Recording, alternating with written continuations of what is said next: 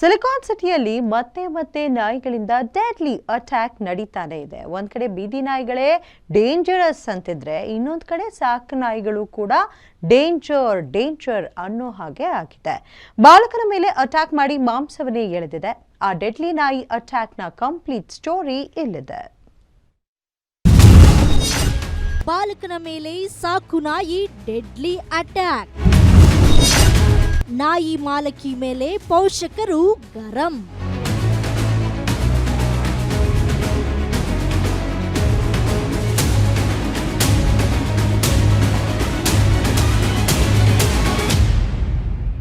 Silicon city ಬೆಂಗಳೂರಿನಲ್ಲಿ ಬೀದಿ ನಾಯಿಗಳ ಕಾಟ ಹೆಚ್ಚಾಗಿದೆ ಅನ್ನೋ ಸುದ್ದಿಗಳು ಕೇಳ್ತಾನೆ ಇದ್ದೀವಿ.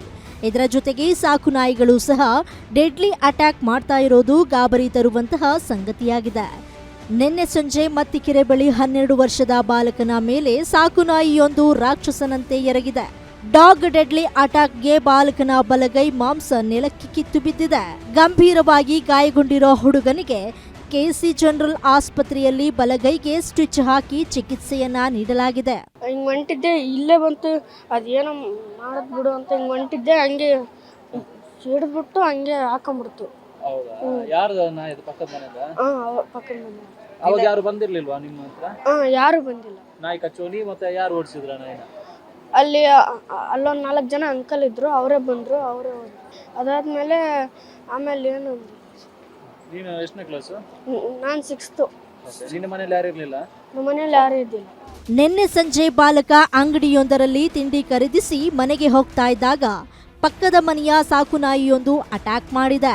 ಬಾಲಕ ಗಂಭೀರವಾಗಿ ಗಾಯಗೊಂಡಿದ್ದಕ್ಕೆ ನಾಯಿ ಮಾಲಕಿ ಆ ನಾಯಿ ನನ್ನದಲ್ಲ ಎಂದು ವರಸೆ ಚೇಂಜ್ ಮಾಡಿದ್ದಾಳೆ.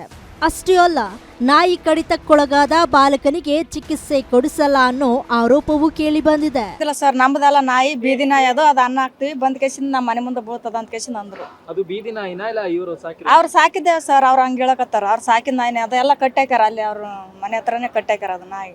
ಅವ್ರು ಸಾಕಿದ ನಾಯಿನ ಐತಿ, ಬೀದಿ ನಾಯಿ ಅಂತ ಹೇಳ್ತಾರ. ಅವ್ರು ಯಾರು? ಓನರ್ ಯಾರು? ಓನರ್ ಅಲ್ಲಿ ಅದಾರ ಸರ್, ಗೊತ್ತಾರ ಅವ್ರು ನಮಗ. ಅವ್ರು ಏನು ಮಾಡಿಲ್ಲ ಸರ್. ನಾವು ಕೆಲ್ಸಕ್ಕೆ ಹೋಗಿದ್ವಿ, ದೂರ ಕೆಲ್ಸಕ್ಕೆ ಹೋಗಿದ್ವಿ, ಬಸ್ಸಿನಾಗಿದ್ವಿ. ಟೈಮ್ 8 ಗಂಟೆ ಆಗಿತ್ತು. ಫೋನ್ ಹಚ್ಚಿದ್ರು ಅಲ್ಲಿ ಪಕ್ಕದ ಮನೆಯವ್ರೆ, ನಿಮ್ಮ ಮಗನಿಗೆ ನಾಯಿ ಕಚ್ಚದ ಬರ್ರಿ ಅಂತ ಕೇಸಿಂದ.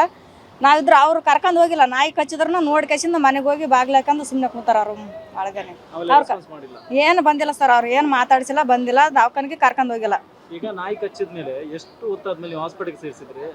7 ಗಂಟೆಗೆ ಕಚ್ಚ ಸರ್, 8 ಗಂಟೆಗೆ ಹಾಸ್ಪಿಟ್ಲಿಗೆ ನಾವೇ ಸೇರಿಸಿದ್ವಿ ಸರ್. ಅವ್ರು ಯಾರು ಬಂದಿಲ್ಲ ಸರ್, ಓನರ್ಗಳು ಯಾರು ಬಂದಿಲ್ಲ. ಅವ್ರು ಕಚ್ಚಿದ್ದು ನೋಡಿ ಮನೆಗೆ ಹೋಗ್ಯಾರ, ಅವ್ರು ಯಾರು ತೋರ್ಸಕ್ ಬಂದಿಲ್ಲ. ಸದ್ಯ ಬಾಲಕನಿಗೆ ಚಿಕಿತ್ಸೆಯನ್ನ ನೀಡಲಾಗಿದ್ದು ಚೇತರಿಸಿಕೊಳ್ತಾ ಇದ್ದಾನೆ. ಆದ್ರೆ ಬೀದಿ ನಾಯಿಗಳ ಹಾವಳಿಗೆ ಬೇಸತ್ತಿರೋ ಜನ ಸಾಕು ನಾಯಿಗಳಿಗೂ ಈಗ ಭಯಪಡುವಂತಹ ಪರಿಸ್ಥಿತಿ ಎದುರಾಗಿದೆ. Charan Moodbidri, metro bureau, guarantee news, Bengaluru.